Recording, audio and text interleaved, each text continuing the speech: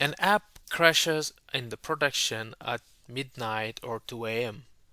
You open the logs and millions of lines across the 20 servers. Finding the error takes hours and you are groping through files in the dark.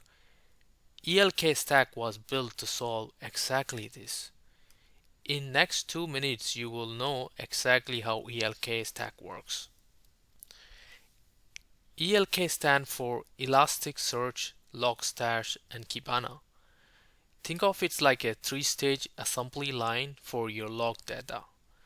Stage 1, the Logstash. It collects the log from every app, servers, services you run, and it parses, filters, and transfers the raw data into a clean, structured format.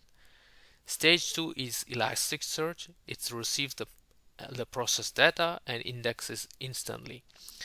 Millions of log lines become searchable in under a second. That's the power of Elasticsearch. You can also use file beats agent to replace Logstash for simple setup. The stage 3 is Kibana. This is where humans live. Kibana connects to Elasticsearch and turns the index data into dashboard, charts, search interfaces. For example, how many 500 errors happened in the last hour? Build that chart in 2 minutes. Which API endpoints are the slowest? One query, instant answer. Logstash collects, Elasticsearch index, and Kibana visualize. That's the entire loop from a raw logs to actionable insights. Here is the rule of thumbs. If you are having like one app or small team and you use like a managed cloud login service, which would be simpler and faster to set up.